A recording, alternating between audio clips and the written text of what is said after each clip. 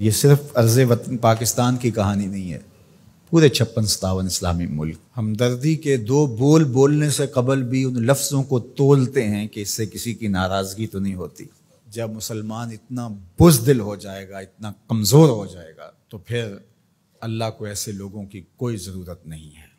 پھر ذلت، رسوائی، نکبت مقدر ہوگی اور وہ آپ کے سامنے ہے۔ وَأَنْتُمُ الْأَعْلَوْنَ إِن كُنتُم مُؤْمِنِينَ، تم سر بلند ہو کر مومن بن کے رہو، عزت کا تاج تمہارے سر پہ رکھوں گا، یہ میرے رب کا وعدہ ہے، لیکن شرط یہ ہے کہ تم مومن بن کے رہو۔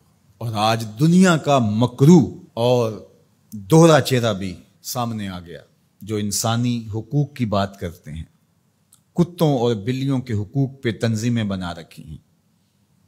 آج بلکتے بچے، یہ ایک تصویر دیکھی نہیں جاتی کہ ایک حاملہ عورت کٹ جاتی ہے تو اس کے پیٹ سے ادھورا بچہ ایک شخص ہاتھ میں اٹھائے ہوئے دہائی دے رہا ہے۔ ظلم ظلم ہے، بڑھتا ہے تو مٹ جاتا ہے، اور خون خون ہے، بہتا ہے تو جم جاتا ہے۔ کاش کہ آج ہمارے آیان سلطنت کچھ سوچیں کہ ہم نے اللہ کے حضور پیش ہونا ہے۔ اس وقت سب سے اہم کردار اگر کوئی شخص ادا کر سکتا ہے تو وہ سعودی ولی عہد محمد بن سلیمان ہے، کہ جس کی آواز پر پوری امت جمع ہو سکتی ہے۔ اس وقت کفر متحد ہے، اس وقت پورے یہودی دنیا کے اسرائیل میں جمع ہو رہے ہیں مسلمانوں کے خون کا تماشا دیکھنے کے لیے، اور 56-57 اسلامی ملک ان کو پرواہ ہی نہیں ہے۔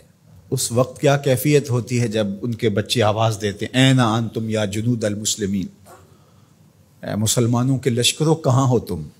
کس طرح ان کو جواب دیں؟ ایک بیٹی نے آواز دی تھی، صرف ایک بیٹی نے، ناہید نام تھا اس کا، اور بدترین حکمران دنیا اسے مانتی حجاج بن یوسف کو۔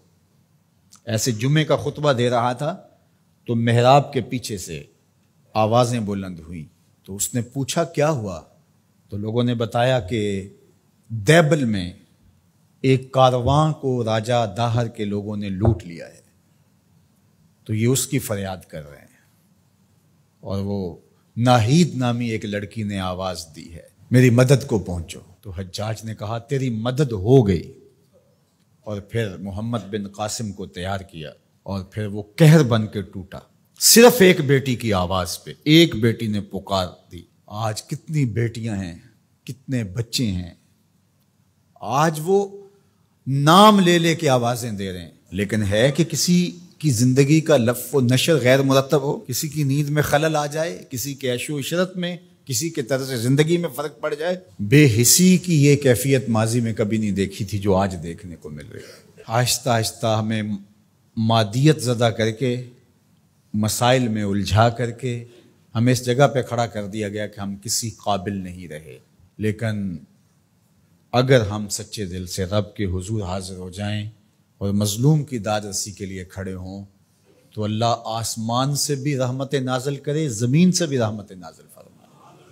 اللہ آسانیاں کرے اور فلسطینیوں کو کامل فتح یاب فرمائے، اور اللہ اس امت کو کھویا ہوا وقار دے، اور 56 اسلامی ممالک کو غیرت مند حکمران عطا فرمائے، اور اپنی خاص کرم نوازیاں اللہ میرے وطن اور تمام بلاد اسلامیہ کے شامل حال فرمائے۔